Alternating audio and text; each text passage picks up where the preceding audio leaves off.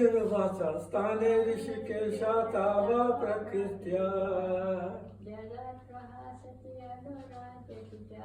Raksamsi Pitani Desho Dravanti.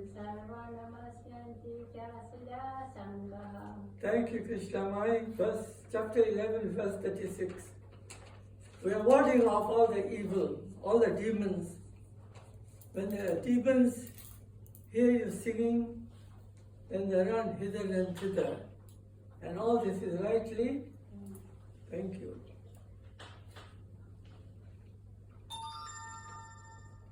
That was a signal to start.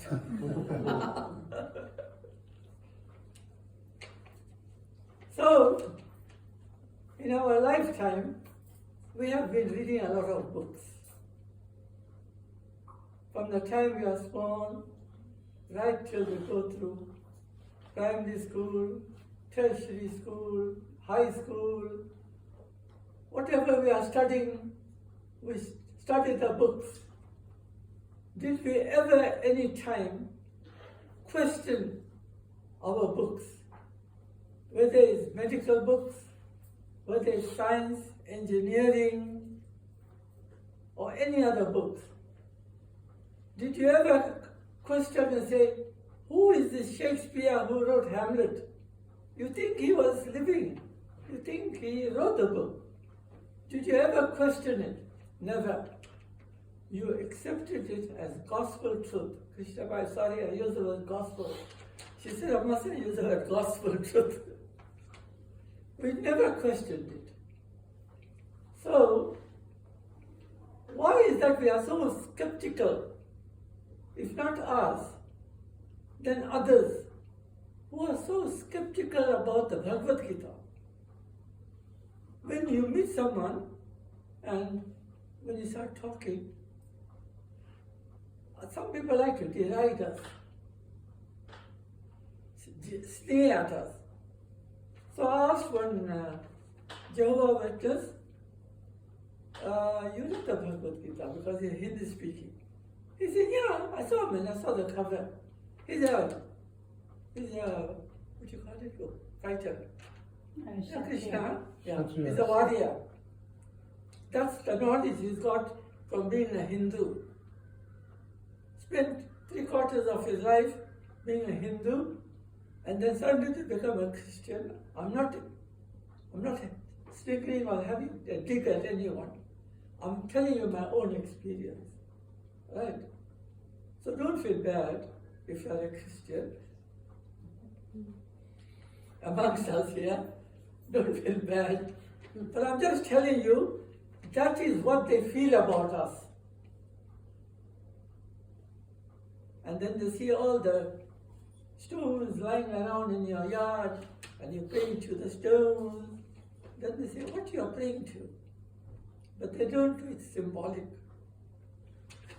So I have opened up my discussion with books.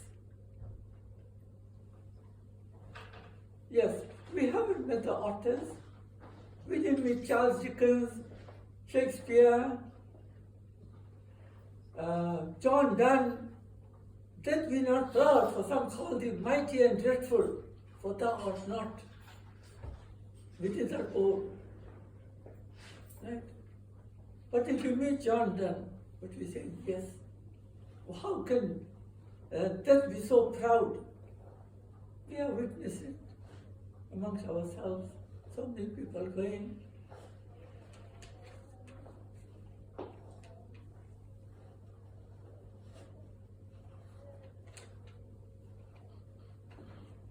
Yeah, we have written so many exams by studying books, and not at no time did we ever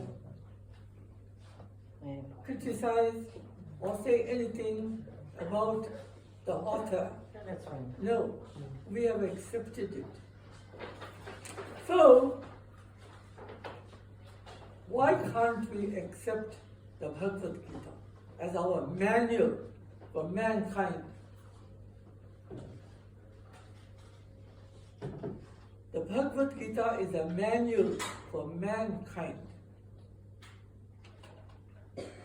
You got any problems? You open your Bhagavad Gita to any page and you find your answers there.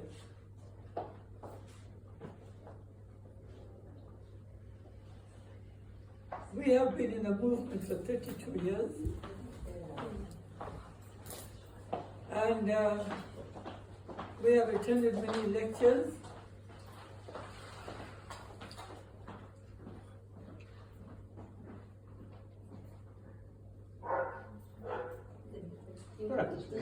Nothing is all delusion. Yes.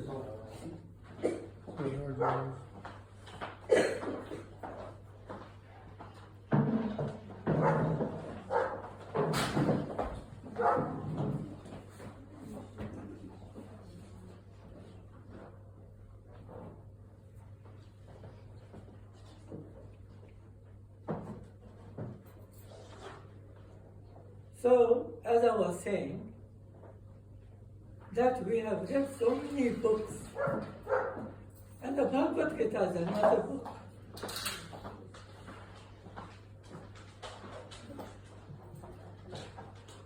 Sorry, Daddy. Oh, that's okay. And why do we have to question and ask who wrote the Bhagavad Gita?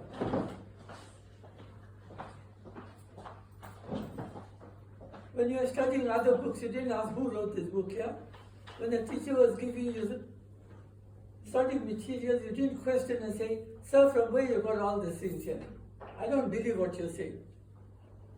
So why do we have to question the Bhagavad Gita? Why do we have to ask who wrote it? Man wrote it, God wrote it. Did you see who wrote it?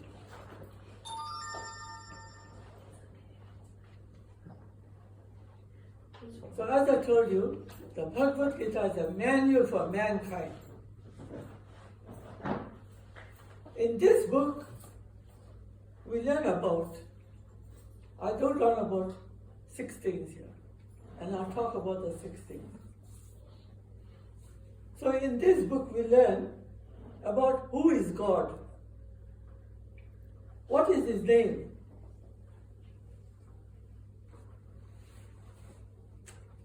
What are his opulences?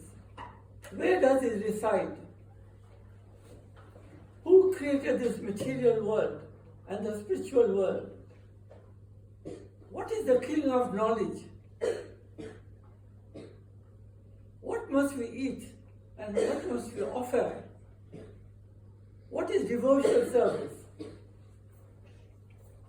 Then we have to learn in chapter 10, Arjuna wants to know about Krishna's qualities. Then he starts talking about his splendorous qualities and the hundreds and hundreds of his qualities.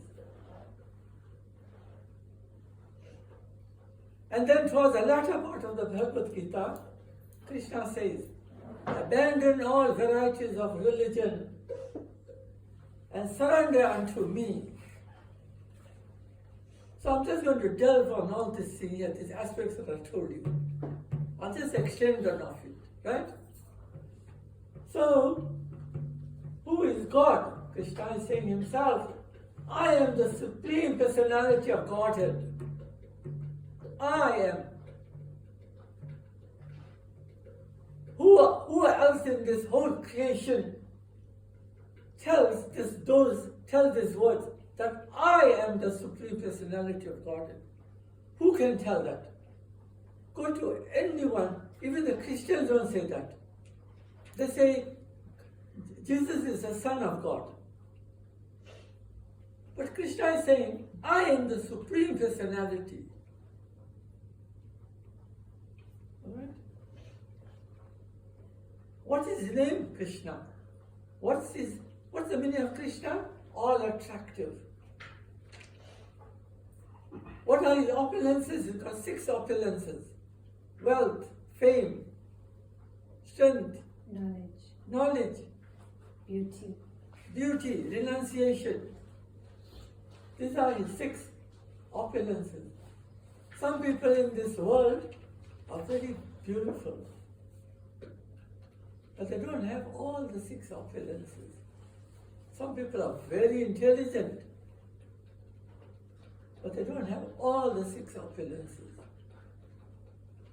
Where does it reside? Krishna said, I will reside in the spiritual world, in Goloka Vrindavan.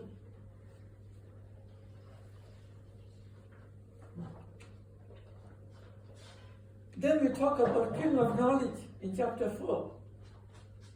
Raja Vidya Raja Goyam.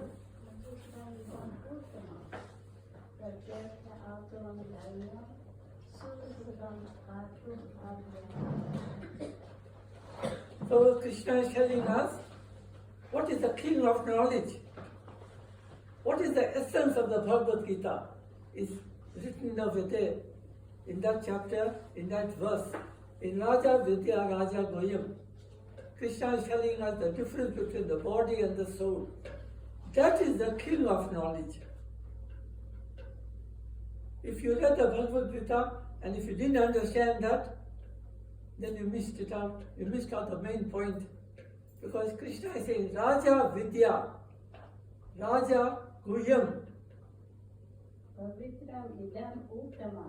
That's the highest knowledge. Uttamam. So in that verse, Krishna is telling us about the difference between the body and the soul. And we all know, since we all are devotees here, we all know that the soul is permanent, cannot be cut, cannot be destroyed. And the body is temporary. It undergoes the 6 stages until we become old and we leave our bodies. That's the nature of this body. I went to 2 funerals yesterday. Krishna, my sister-in-law, biggest, eldest brother's wife, Renuka, she was 82. And the other funeral we went to, he was 50. He was only 50. And then I have read about a child who had cancer, was 4 years old. So you know what I'm telling you, these 3 things. Death can happen to anyone. It doesn't happen to only old people. A child is born and dies immediately. This person was 50 years old, Ronald Naidu. He slept and he never got up. Vilas's friend's father.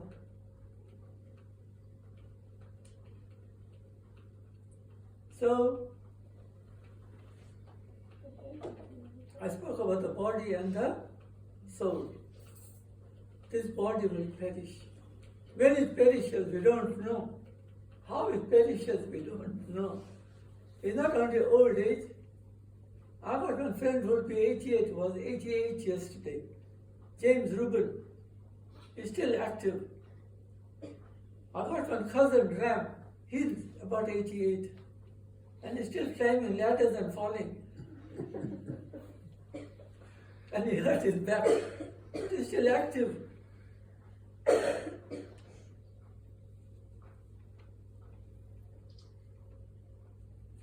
So in chapter 9, verse 26, Krishna is telling us what he likes, what we must eat, and what we must offer to him. Patram pushpam palam toyam name bhaktya prayachati. He said, offer me a leaf, a fruit, a flower, and a little water with love and devotion. The key word is love and devotion, and I shall accept it. He's not asking for eggs.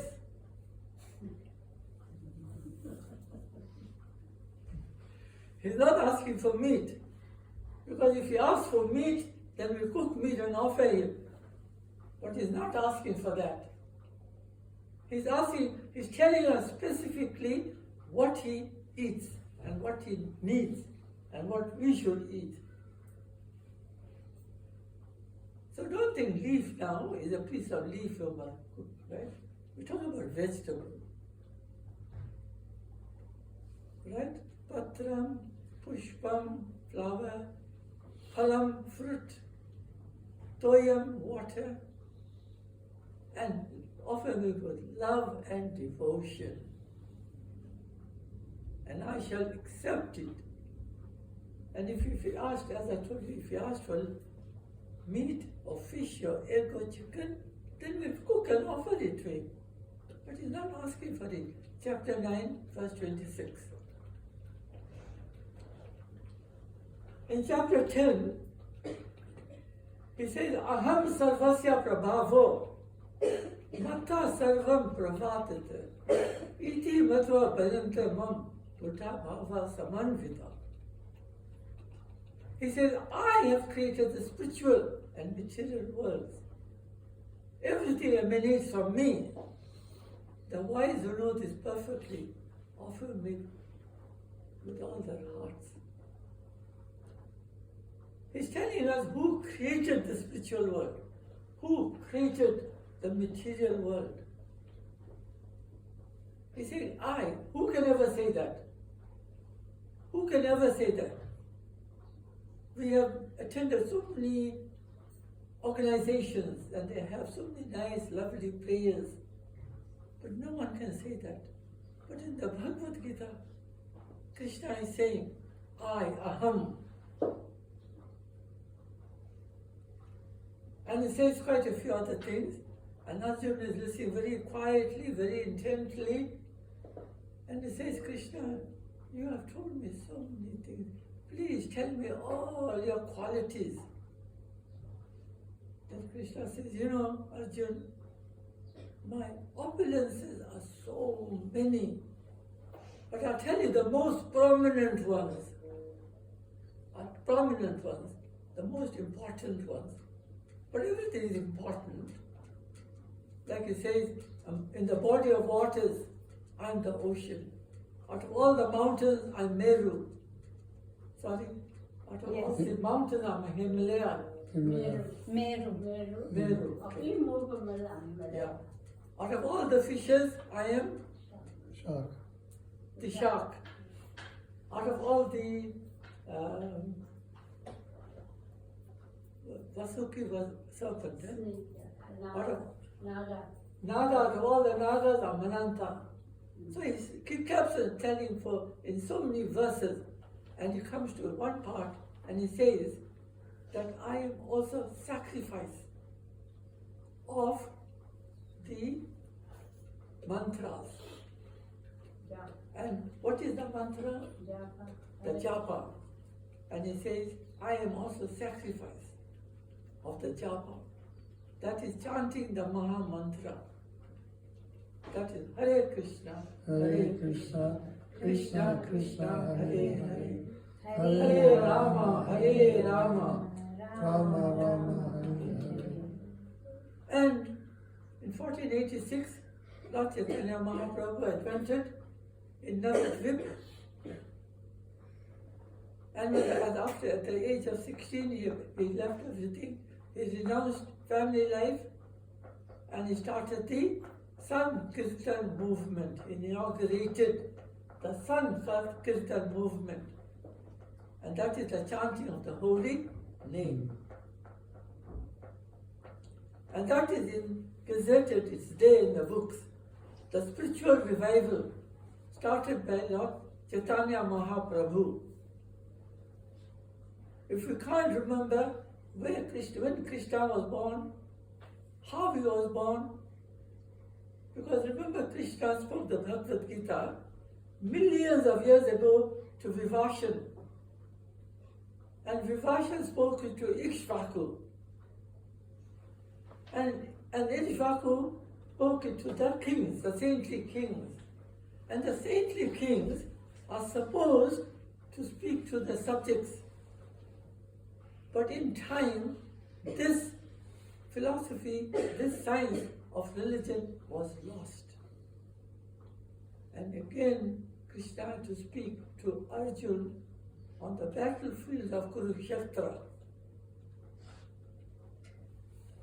And the Bhagavad Gita is a song. And it was sung by Krishna on the battlefield within 1 hour, 2 hours before they can start the fight. But it's taking us like 1-2 years to read the Bhagavad Gita. Okay, so right in the last chapter, chapter 18, somewhere around in verse 66 or 67, somewhere around there, Krishna is saying, abandon all varieties of religion and just surrender unto me. Now what is he trying to tell us? What is he trying to tell us? Who can tell me? He is saying, surrender, abandon all varieties of religion. Is he saying, forget Christianity, forget Islam, forget all these things, and just surrender to me? Is he saying that? Who can tell me?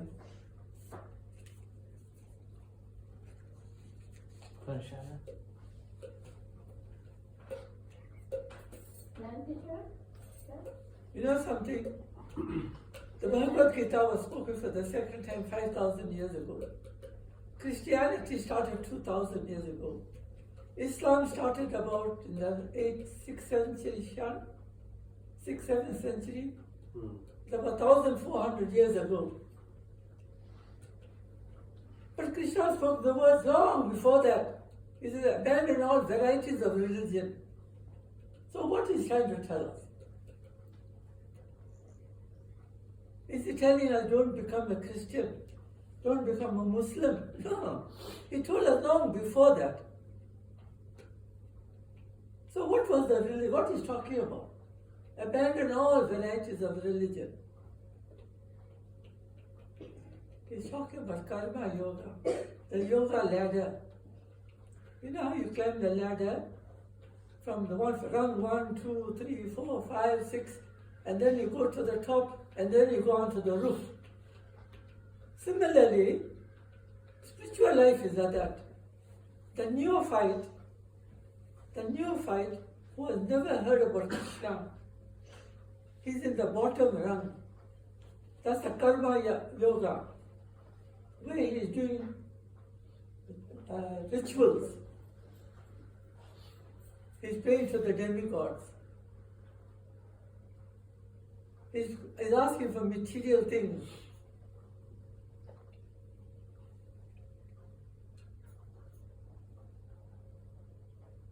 But as you read, and everyone in the room here, all of us in this room, we have all read the Bhagavad Gita, or we are reading the Bhagavad Gita, or if you haven't started, you will start reading the Bhagavad Gita. Well, I told you that's a manual for mankind.